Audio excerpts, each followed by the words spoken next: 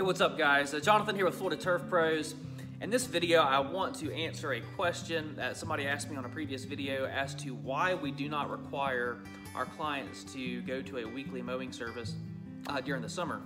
And let me first say that weekly mowing is a good thing. It drives up the transactional value of the client. It's better for the grass, and it's just easier to maintain the grass on a weekly basis than it is on a bi-weekly basis. That being said, in this video, I'm going to make a case, and I'm going to give you 3 points on why many times bi-weekly yards tend to be fantastic for me in my particular scenario here in the South. Stay tuned. The first reason that bi-weekly yards are okay for us here in my area is that, number one, there is just a large portion of the market that do not want weekly service or are not able to afford weekly service, okay? If you are not taking on bi-weekly work, you are missing out on a huge opportunity, okay? And frankly, the grass just does not grow as quickly as some of the cool season turf grasses do up north. You know, it's not like we're having to go in there and deal with 2 foot of grass that's overgrowth. Just the warm season turf grasses do not grow the same way that a lot of the other grasses up north do, which I totally get. Like, you know, if you have to do weekly, then you have to. But in my area, it's just not as important as it is in other areas. And again, if I'm not taking on bi-weekly work, I'm missing out on a huge opportunity. The second reason that having bi-weeklies for us makes sense, and this is where it starts to get good. Now, these are things that, you know, I didn't really think about until I got into business and started figuring this stuff out. But with bi-weekly work, what happens is your schedule stays packed and it stays consistent from the beginning of the year until the very end of the year, okay? And I mean end of February, you know, beginning of March 1 or whatever, all the way through the summer, all the way until the end of November or the beginning of December in many cases, okay? If we had weekly yards, what would happen is we would have dead time from March through April or even the beginning of May whenever you're not able to cut those yards weekly. So you have a lot of dead time in your schedule. You can't go there every single week, so every other week, like, what are you doing?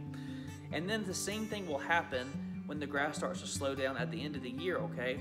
But the thing that's kind of a bummer is during the summer months, your workload just goes up to here. So you go from like down to here, and then all of a sudden you get into the summer months and your workload doubles. And then it just goes back down in the fall again.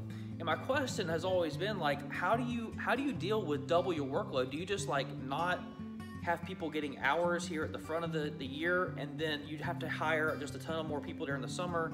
And like, what's the solution for that? Well, for us, having a list that's full of bi-weeklies, it keeps our schedule consistent and consistently packed, but even. So again, we're starting here at the beginning of the year with a full schedule, and we just hum right along all the way through summer, all the way till the end of the year. I don't have to worry about huge spikes in the summer, you know, when 90% of your clients go to weekly mowing service and it just doubles your workload and you don't have the manpower to deal with that. So again, the second reason is basically it keeps a full, even schedule throughout the majority of the year for us, which has proven to be extremely beneficial as far as, you know, planning goes for us. And finally, regarding bi-weekly service, I have found that I am able to get a higher profit margin on bi-weekly service than I can for weekly yards.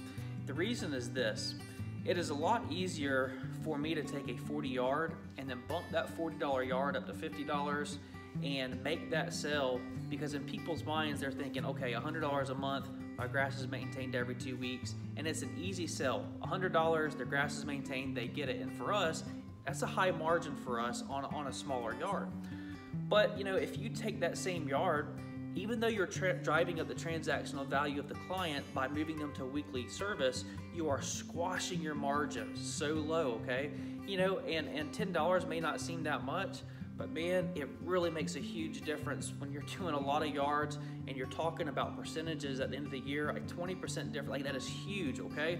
And you multiply that out by however many clients you have, and if you're able to get a 20 or 30% higher margin on the yards, and it just doesn't take you that much longer to do it than it does on a weekly basis, you're knocking it out of the park as far as your margins go, okay?